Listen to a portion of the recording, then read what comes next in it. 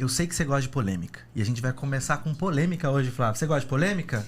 Eu adoro. Então, ó, hoje a gente vai entrar com aquela polêmica, Flávia, do uso de celulares nas escolas. Será que foi importante, foi melhor ter proibido o celular, do uso de celular das crianças na escola? O que você acha? Comenta aí embaixo o que você tá achando aí desta lei que foi sancionada esse ano. Mas, Flávia, antes disso, eu queria te apresentar para todo mundo essa psiquiatra maravilhosa e incrível, a melhor do mundo. Você pode ver aí, ó, os episódios dela direto no seu celular, mas não na escola, depois que você voltar da escola. Doutora Flávia Sano. E esse é o Paulo Siqueira, o psicólogo. Vai parar aí? Se quiser, eu pego meu celular, eu te Tô empresto para brincando. você usar o chat GPT e ele cria para você lindo, os títulos. Bravinho. Bravo da onde? Não, você tá aqui super chateado comigo porque eu não falei que você é lindo, maravilhoso, gostoso. Com a barriga de tanquinho. Com a barriga de tanquinho. De um gominho só. Isso, obrigado. É, isso e aí. juntos nós somos quem? Os surtadamente. Isso. Os ou surtadamente? Não sei agora. Hã? É os surtadamente ou os surtadamente? Os surtadamente, somos dois. Escreva aí. Uhum. Flávia, nós hoje estamos com uma convidada muito especial que ela não volta aqui Desde maio. Desde maio do ano passado. Ela veio na primeira temporada, lá no comecinho do Surdadamente. Sim, a professora Marta Esteves, maravilhosa, que esteve com a gente aqui, falando sobre o excesso de telas, no episódio 19 e 20 da primeira temporada do Surtadamente. Seja bem-vinda, Marta. Seja bem-vinda, Marta. Mais uma vez, obrigado, viu? Olá, queridos, querida Flávia, querido Paulo. Uma alegria poder estar aqui de novo, falando desse assunto tão polêmico, né, que é o excesso de telas. E é sempre um prazer. E concordo que ela é a melhor psiquiatra do mundo. Não é? Concordo que ele é o melhor psicólogo do mundo. Com barriga de tanquinho, por favor. Não, esse aí eu não posso dizer. É que só tá na minha cabeça. Essa barriga de tanquinho só tá na minha cabeça, não tá? Me Só pra deixar. Paulo. Então, e é polêmico, né, Marta? É Você nem polêmico. gosta de polêmica, né, Marta? Não. Eu não gosto. Eu diria que a minha vida foi um administrar de polêmicas, assim, boa parte dela. Pode começar. Pode. Eu queria, Marta, que você se apresentasse, então, pra gente, pro público aqui, para saber com quem estamos falando. Bem, eu sou Marta, nas redes sociais, né? Meu nome é Professora Marta. Eu fiz muita questão de manter o nome Professora Marta, embora eu seja pedagoga com mestrado em educação. Eu acabei de completar 60 anos, é um marco na vida, né, de uma mulher, assim, com muita honra. Eu fiz 60 anos, com muito orgulho da minha trajetória, da minha construção profissional e pessoal. E eu dediquei, né, desses 60, mais de 40 à educação. E hoje eu estou formalmente aposentada, né, do ponto de vista, né, de emprego formal. Mas o meu último cargo, meu último emprego foi como secretária da educação da minha cidade. Eu fiquei longos 9 anos como secretária da educação. E esse período meu como secretária da educação me trouxe algumas luzes, alguns sinais que eu comecei a perceber que nós tínhamos um problema. Nós começamos a perceber, principalmente, eu fui secretária de 2013 a 21, principalmente 17, 18 e 19, ou seja, antes da pandemia, a gente começou a perceber uma mudança muito grande no comportamento das crianças. Tanto no comportamento em si, nos relacionamentos sociais, mas também nos hábitos de estudo. Havia uma inquietude por parte dos professores e das famílias, das escolas, de um modo geral, que a gente não sabia o que era. E isso tem tudo a ver com o que nós vamos falar hoje. Então, juntando... Naquela época dava os sinais. Os sinais nós não sabíamos o que era. Mas a pandemia reforçou. Aí depois ficou mais explícito. Depois da pandemia ficou muito explícito. Na verdade, assim, quando veio a pandemia, era fundamental que a família tivesse ao menos um celular, um computador, para que eu estou falando de escola pública, né? Para que as crianças pudessem ter a garantia de receber os conteúdos, para a gente pudesse garantir o mínimo possível para o ano letivo ser concluído. Lembrando que nós estávamos em março. Ou seja, passaram-se a usar com muito mais frequência as telas, ou seja, o celular seja os tablets, o que fosse que as famílias conseguissem disponibilizar. Claro que algumas escolas, né, tiveram muito mais possibilidades que outras, algumas famílias muito mais que outras, mas, de um modo geral, o uso do celular, das telas, passou a ser uma constante na vida das crianças e dos adolescentes.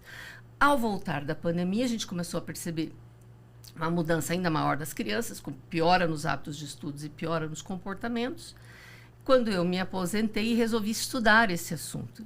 Mas aí, quando a pandemia voltou... pior. Então, os alunos já eram praticamente... Como que eu posso dizer? O celular já fazia parte do corpo deles, né? Do corpo deles. Tinha sido um implante, né? Já era um Eles, implante, né? já. Então, assim, ele foi necessário para garantir o ano letivo e mais o outro, quase que inteiro. Mas havia criado um hábito, que na verdade nós estamos falando de vício, nós não estamos falando mais de hábito, e a gente sente os efeitos até hoje. E essa questão dessa mudança no comportamento, que a gente percebia antes da pandemia, que ficou reforçado com a pandemia, há alguns autores que falam que, na verdade, principalmente após a chegada da mobilidade nos celulares de 2007, 2008, a partir de 2010, mais ou menos, é um autor que fala bastante isso, um psicólogo norte-americano, Jonathan Haidt, ele fala o seguinte, que a gente está assistindo uma reconfiguração cerebral das crianças, dos adolescentes e dos adultos. Sim. Mudanças no comportamento, mudança na maneira de agir, de se comportar, de se relacionar, e uma mudança, infelizmente, para pior. Então, as pessoas hoje estão mais egoístas, mais individualistas, mais agressivas. E tudo isso muito relacionado a esse excesso de tempo de telas, mais intolerantes, O imediatistas. imediatistas. Né? Então, eu estava até comentando com você lá fora, né? Que eu atendo adultos, não são, no caso, não são exemplos crianças, mas que eu atendo muito universitários. Uhum. E assim, eu tenho reparado uma queixa muito comum de todos os universitários, Marta, que é a questão de não ter amigos. E na nossa época, ir para a faculdade era uma festa. Era para estudar assim, era para ter uma Claro. carreira assim, mas era muito para criar o seu núcleo, né, de amizade, onde você ia ter para o resto da vida, ou que você ia ter na lembrança. E assim, quase todos, principalmente faculdade de medicina. Principalmente faculdade de medicina falam assim, eu não tenho amigos, eu tenho esse e esse. O pessoal da faculdade eu não conheço quase ninguém. E eu comecei a achar estranho, quando veio outro paciente, eu achava assim, deve ter sido esse paciente, deve ser problema desse paciente, deve ser algum... Não é. Quando eu fui ver, é uma coisa muito comum. É coletivo. Coletivo. Então, assim, você está falando isso dessa questão da Reconfiguração, cerebral, mas eu acho que pega toda essa geração Z também. Toda essa geração Z. Da Z, que é dos 30 para baixo. Né? E o autor fala muito desse período, né, de 2007, que foi quando começou a chegar a mobilidade no celular. E ele fala qual é o período que nós estamos falando, de 2010 a 2015, que houve essa reconfiguração. Ou seja, até 2015 todo mundo já tinha mobilidade no celular, ou quase todo mundo. Então, o que nós estamos assistindo há 10 anos, essa mudança. Ele fala muito da mudança das emoções, pessoas mais frias, adolescentes, jovens, adultos frios. Não se incomodam com o outro. Essa competitivo questão, né, competitivos, é o meu bem-estar, é o que eu quero, que me importa. Eu estava ouvindo um expert eu não vou lembrar agora. Ele tem alguns estudos, eu não vou lembrar o nome dele nem a profissão exata dele. Ele faz alguns estudos relacionados à neurociência, às tecnologias e inteligência artificial, né? E ele desenvolve uns trabalhos muito interessantes. E ele falava que os mais jovens hoje, por exemplo, eles estão com preguiça até de ter relações sexuais. Sim. Isso é que é uma coisa, que é uma coisa assim que para nossa geração é tipo assim, como assim a galera com preguiça de ter relação sexual? Mas não, estudo diminuiu assustadoramente. Sim. Até mesmo entre casais. Sim. Por conta do excesso de telas. Não é nem só das questões fortuitas que saem. Não. De um modo geral, essa é uma questão que se percebe, por meio de estudos, que há uma diminuição no interesse sexual por conta do excesso de Essa geração dos jovens de hoje é a geração que menos está transando. Eu vi uma pesquisa. É fato, é estudo, é pesquisa. Exato. Não é intriga. Não é intriga, não é estudo, polêmica, é estudo. É estudo, exato. É estudo. Apesar que mesmo com estudos tem gente que gosta de gerar polêmica. Ô, Marta, mas diante de tudo isso que você está falando, de toda essa mudança cerebral, né? O que você acha que essa lei pode ajudar? Então, vamos falar sobre a lei. Aliás, vim aqui para isso. Né? É a lei 15.100. Foi promulgado em 13 de janeiro desse ano, mas, gente, o projeto de lei é de 2015. Ficou 10 anos. Quando esse projeto de lei surgiu, provavelmente ele nem fazia tanto sentido ainda. É porque proibir, né, o celular. Por que proibir o celular, né? Nem todo mundo ainda tinha essa questão da mobilidade do celular. Depois de 2020 era impossível. Não dava para... Acho que ela foi engavetada de vez em 2020. Mas aí foi, gente, principalmente a partir desse estudo desse autor, esse livro que eu comentei, ele tem 1 ano mais ou menos. Esse livro ele foi muito divulgado, esse autor foi, né, em vários países falando sobre isso. Começou a se perceber, e também pelos acontecimentos da vida moderna, né? A quantidade de casos que a gente tem visto de adolescentes em surto por conta do excesso ou por conta da falta do celular, a questão da violência, muito relacionada a casos, né, do celular, as questões, por exemplo, de casos de suicídio por meio e por causa das redes sociais, ou, enfim, uma série de coisas foi acontecendo, esse assunto foi ficando mais quente, até que um grupo, né, e porque aconteceu uma coisa interessante. O projeto de lei foi aprovado em São Paulo ano passado. Há uma deputada estadual, Marina Elou, que ela fez o projeto de lei e foi aprovado em São Paulo ano passado. No Rio de Janeiro já tinha sido aprovado no ano retrasado.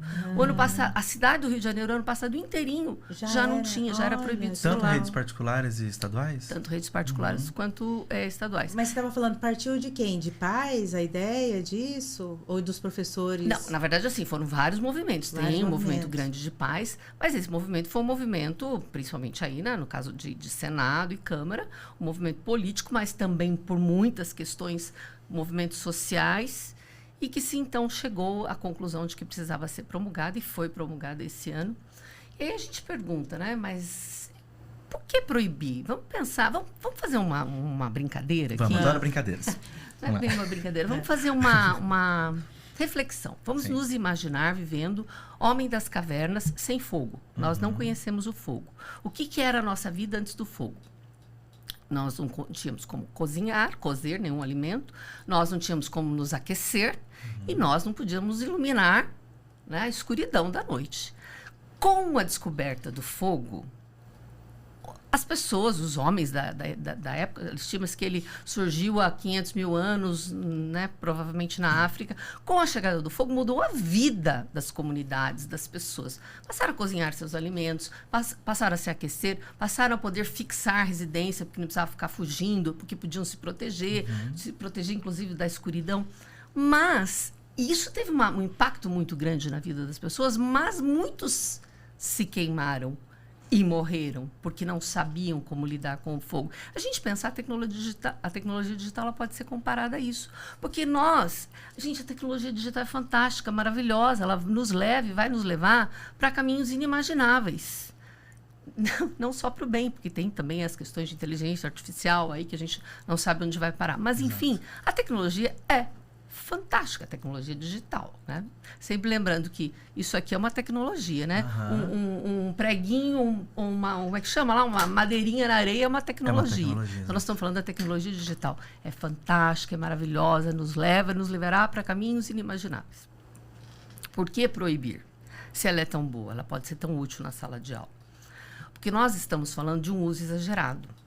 Das pessoas que se queimam com fogo. Das pessoas que se queimam com fogo. Exato. Por isso que eu quis trazer a questão da metáfora do fogo aqui. As pessoas que não sabem. E é hoje quase todo mundo. A lei, ela prevê a proibição, né, em escolas públicas e particulares do território brasileiro, ou seja, todas as crianças e adolescentes que estudam hoje. Claro que há casos de exceção, como em casos de saúde, casos de inclusão, por exemplo, ter um celular pode auxiliar uma criança, um adolescente com baixa visão, com baixa audição. Ele pode ter aplicativos no celular que o ajude na sala de aula. Então, N possibilidades e para fins pedagógicos. O professor consegue ter o controle, programar uma atividade para usar os tablets da escola, usar o celular dos alunos para uma atividade pedagógica, ótimo, perfeito. O que não pode, que é o que mais acontece, gente, aí para quem não é muito acostumado com esse assunto, acho que é importante falar, o que mais acontece são o professor lá na frente, eu sou professora, então eu consigo bem dizer o que é isso, né? O professor lá na frente falando ou tentando interagir com os alunos, e a moçada ali viajando nos TikTok da vida, nos videogames. É uma concorrência desleal. É desleal. Então, Marta, o meu filho, ele vai ficar bravo. O arroba dele mas o meu filho chegou a fazer essa pergunta para mim. Antes de começar mesmo as aulas, aí ele falou assim, mãe, o que você acha dessa história de proibir o celular? Você não acha que vai aumentar a bagunça dentro da sala de aula? Aí eu parei para pensar, eu falei assim, como assim? Eu nem imaginava que as crianças ficavam usando o celular e não olhando para a cara da professora. Eu achei assim uma falta de respeito. Eu assim, mas como assim? Vocês ficam jogando no meio da aula? Ele falou, todo mundo fica, mãe. Agora sem o celular, a gente vai ficar conversando. Eu falei assim, e a aula? E a professora? E o respeito? Né? Então, assim, era um uso totalmente abusivo. Descontrolado, abusivo e desrespeitoso.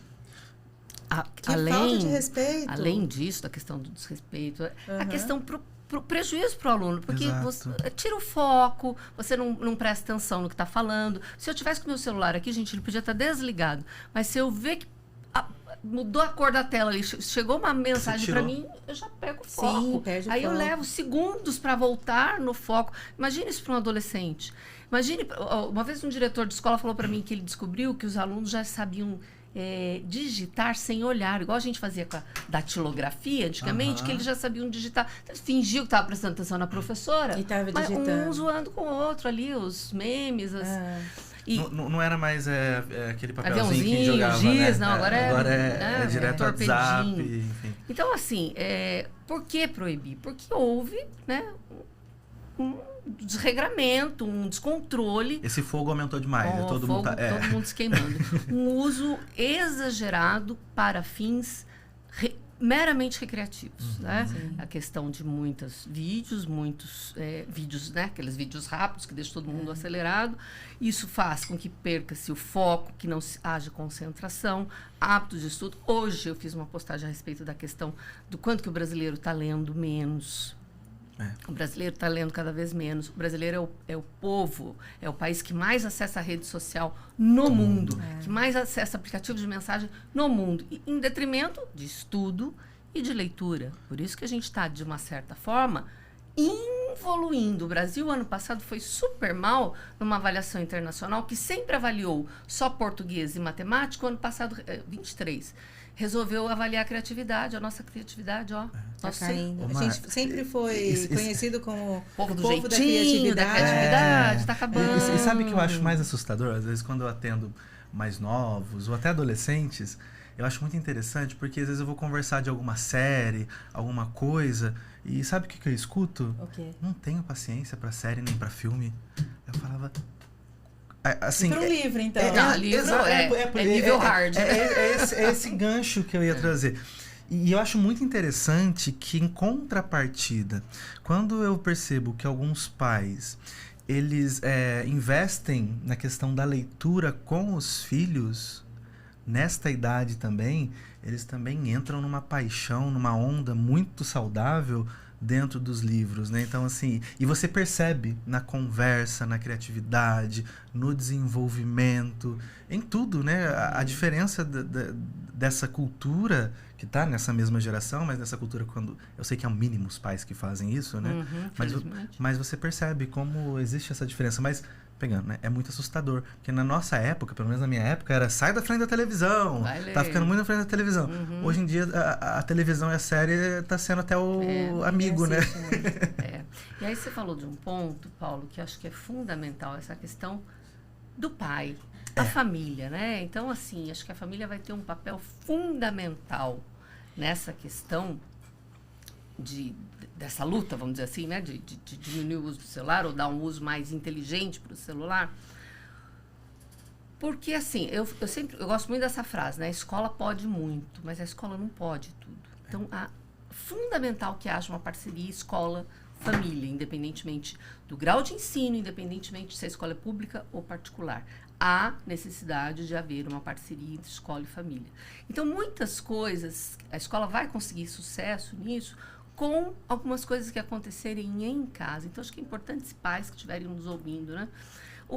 Porque tudo isso que nós estamos falando aqui, gente, os jovens precisam ser comunicados, os adolescentes precisam saber por que está proibindo. As crianças precisam saber por que eles não podem mais usar na sala de aula, por que não pode mais levar para conversar com a mãe na hora do intervalo, para a mãe perguntar se ele quer comer cachorro-quente ou quer almoçar. Né?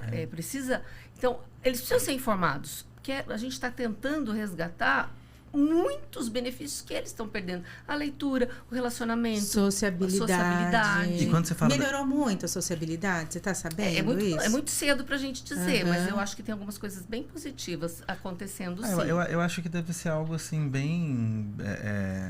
porque o contato humano, acho que ele tem essa força, né? Então, só do fato de você... contagia, né? Porque eu acho que o próprio tédio que as crianças podem chegar até a sentir, porque o tédio é importante, né? O tédio vai forçar eles a criar, né? Eu acho que isso é muito importante. Porque eu escuto muito isso também, não só de pacientes, né? Mas já escutei de ex-alunos, enfim, ou alunos, que acaba tendo o acesso do celular na escola, aí o professor passa uma atividade, alguma coisa para fazer, eles falam, o chat GPT faz tudo pra gente hoje. Tá muito difícil concorrer.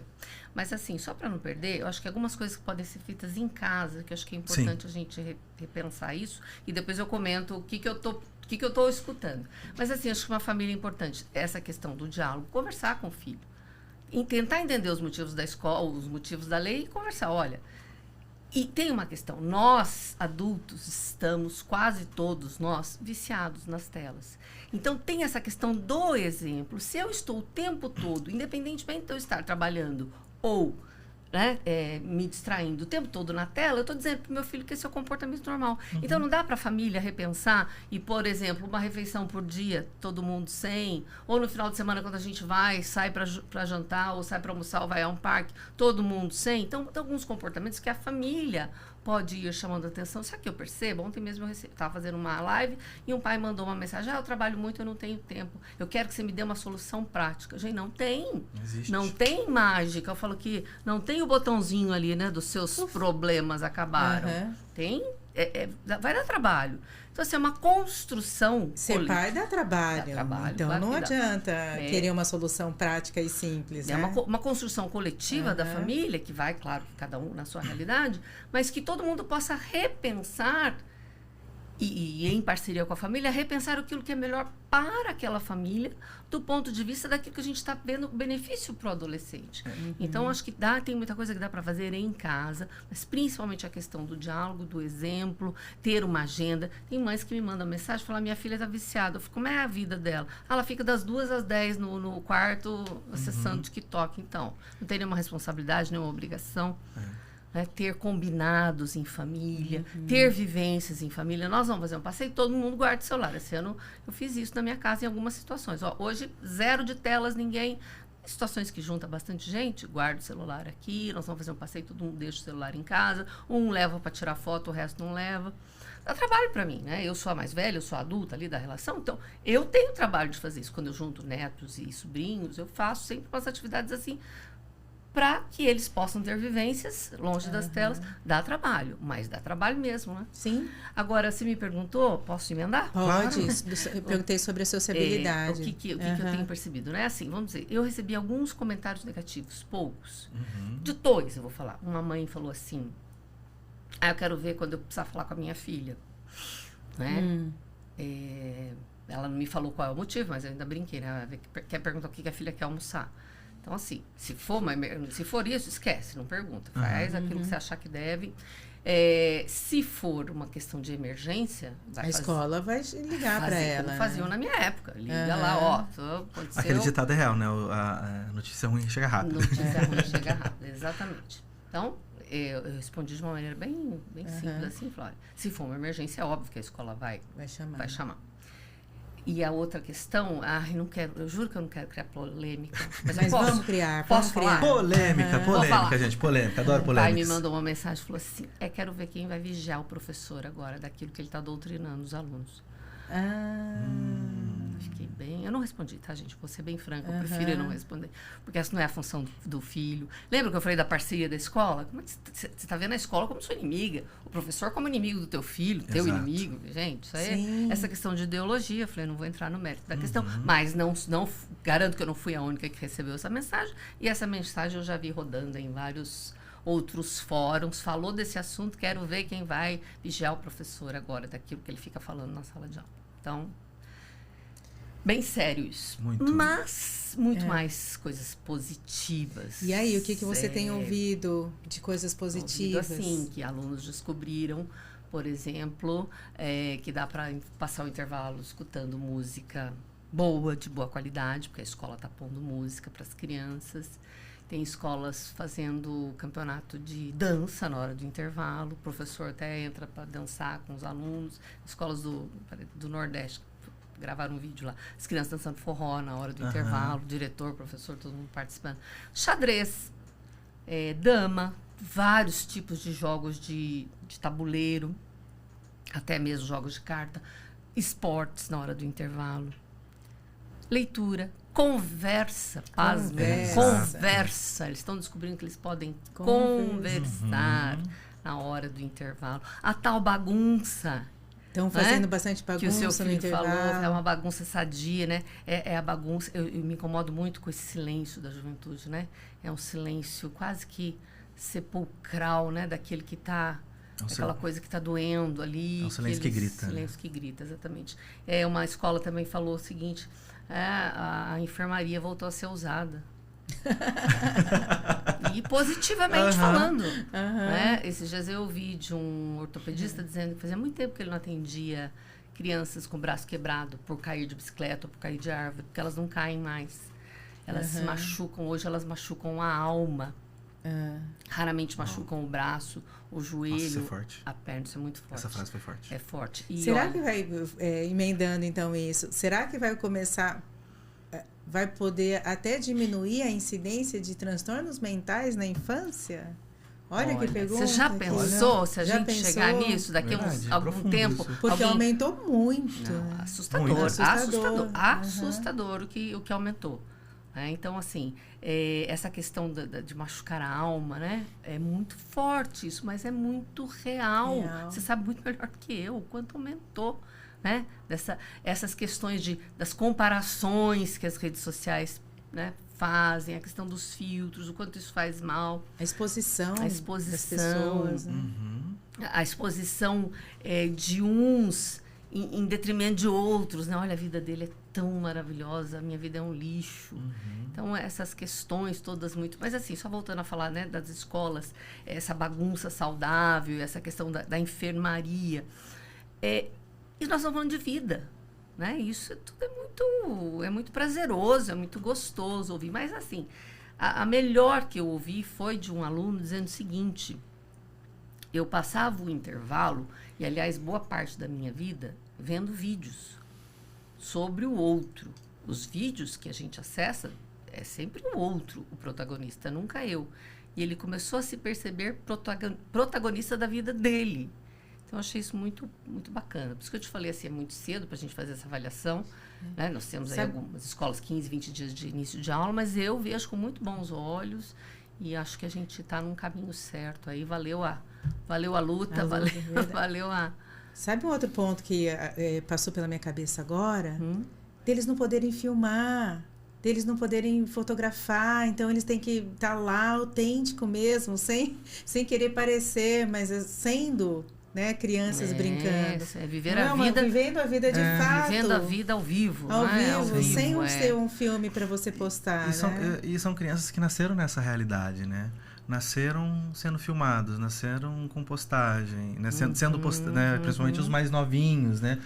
Tem criança que quando nasceu já tinha perfil no Instagram, porque o pai criava. Então, é uma quebra de cultura também. É uma quebra de cultura. E essa questão dessa exposição, dessa super mega exposição das crianças, tem algumas pessoas que batalham muito sobre isso hoje. dos riscos dessa exposição e indo parar em páginas de pedofilia e de pornografia infantil. Sim, muito sério isso, gente. Então, fotos de filhos, às vezes, as crianças na piscina, ou tomando banho. Isso vai parar em páginas de pedofilia. A gente protegeu muito as nossas crianças, os nossos adolescentes, na vida real. Hoje eles não saem sozinhos na rua para brincar, os adolescentes pouco saem, né, sozinhos de casa. A gente os trouxe para dentro de casa, principalmente pós-pandemia, e muitos permaneceram. Só que o perigo hoje está dentro de casa, pelas redes sociais. Às vezes, quando eu faço palestra para pais, eu gosto de dar uma chocada nos pais e pergunto: alguém aqui pegaria a chave do carro e falaria pro teu filho de 12 anos, vai para onde você quiser? Ou deixaria ele num beco escuro, largasse ele num beco escuro e ia para casa? Ou deixasse ele num cassino, ou num lugar de adultos e iria para casa, tranquilo? Não, ninguém faria isso com o seu filho de 12, 14, 15 anos, às vezes até de menos. Em sã consciência, ninguém faria isso. Mas não, a gente faz isso. Todas as noites que a gente deixa o nosso filho ficar à vontade no quarto dele com a porta trancada, acessando aquilo que ele bem entender. Então, o perigo migrou para dentro de casa. E os adolescentes, eles são bem atrevidos nesse aspecto, né? Assim, eu lembro que quando começou os primeiros nudes, era bem chocante. Você lembra?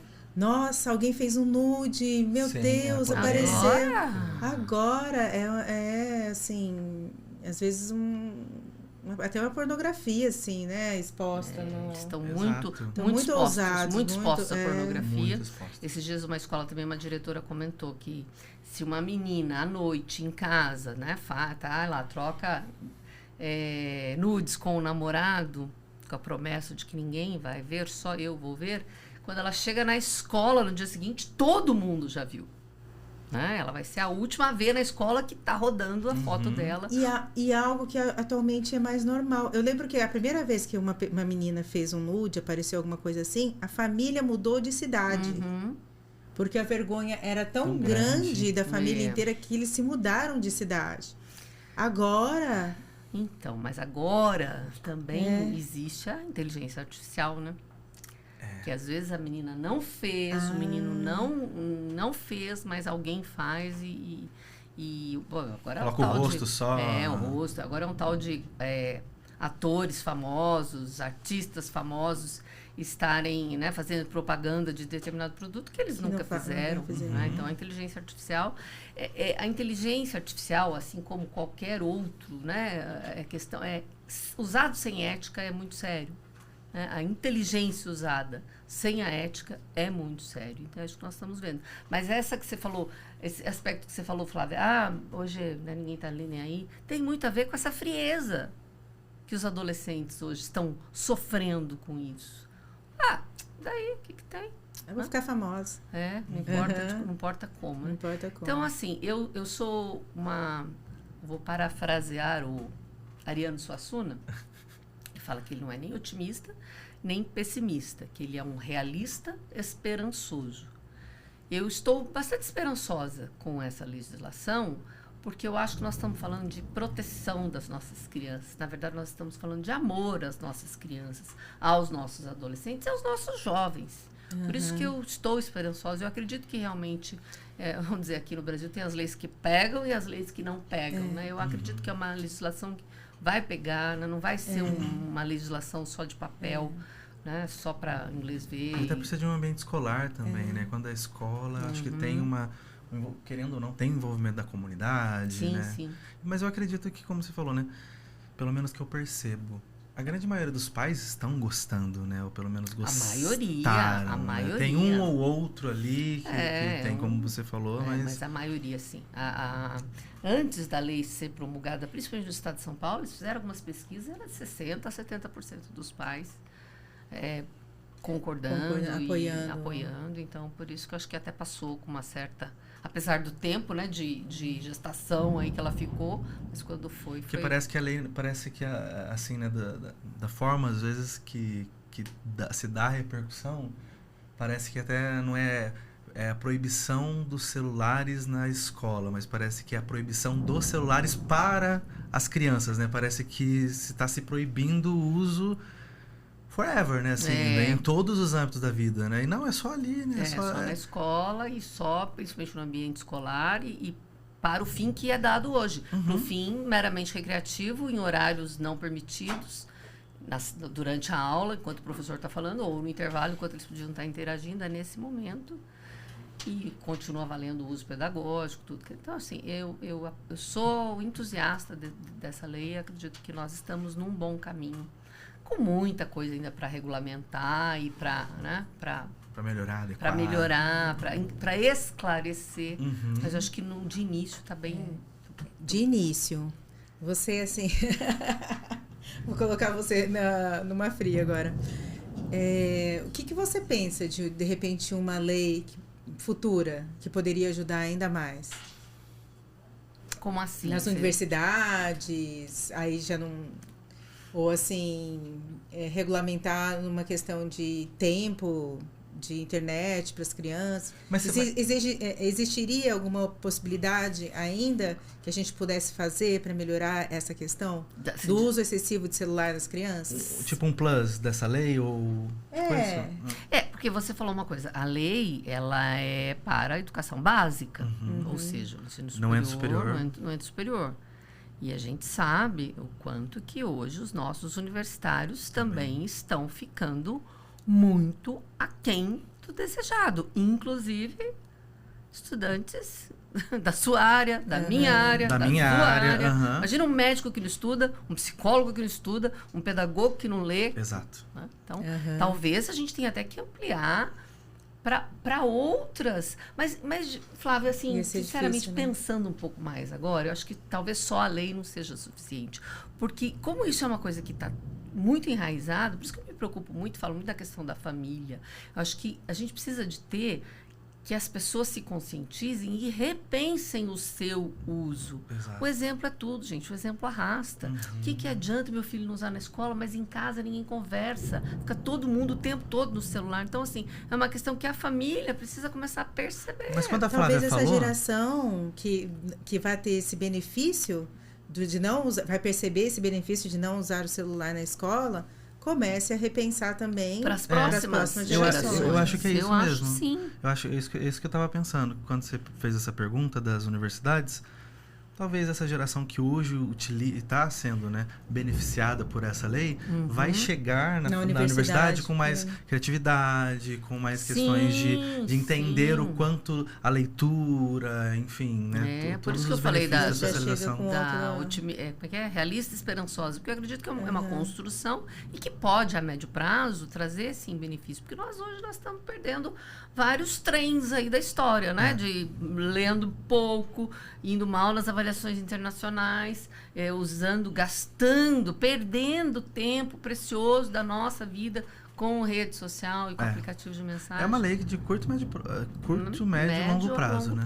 Eu acredito que a gente vai aí ainda por muito tempo ter assunto para discutir. Eu também acho. Interessante, só para aproveitar aqui, se você não assistiu o episódio da professora Marta, que a gente comentou no começo, que é o uso excessivo das telas, né? O episódio 19 e 20, é só você clicar aqui na descrição do vídeo, porque foram 2 episódios incríveis. Se você está gostando do episódio de hoje, você quer saber, assim, realmente, né, como o uso excessivo de telas atrapalha, né, as crianças, os adolescentes, até os adultos também, assiste esses 2 episódios, que tá incrível. Tá incrível. E já deu tempo. Exato. E a Marta? Vou. Então, mas a Marta disse que ela é uma pessoa realista e esperançosa. Tem alguma mensagem para passar para os pais, assim, de final? Eu gosto muito de fazer uma reflexão com os pais, né? Outra reflexão. A vida é muito curta, né? A infância é muito curta, né? Seu filho pequeno, ele só é recém-nascido por menos de um mês, bebê por 2 anos, criança por 12, depois não tem volta. Para quem tem um filho único, é só 12 natais que você vai passar com a sua criança. É muito curta para eles perderem tanto tempo da infância com telas. Então, eu acho assim... E assim, eu acho que a família precisa sair dessa inércia. Né? Essa fala desse pai ontem para mim me chocou muito. Assim, o que eu faço? Eu preciso de uma coisa prática, porque eu não tenho tempo.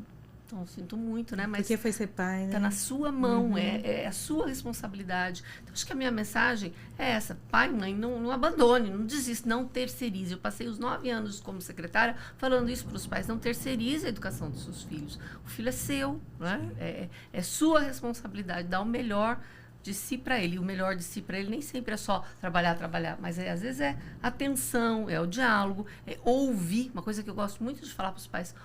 Escuta teu filho, por que ele fica tanto no videogame? Uma vez eu perguntei para um grupo de adolescentes, moçada, conta aí para mim. Primeiro eu perguntei quem tinha passado a noite jogando, mais da metade. Por que vocês gostam de jogar? E fora, cada um foi falando uma coisa, até que um falou assim, no jogo eu sou valorizado. No jogo eu cresço. Eu falei, olha a autoestima desse menino, tá no pé, né?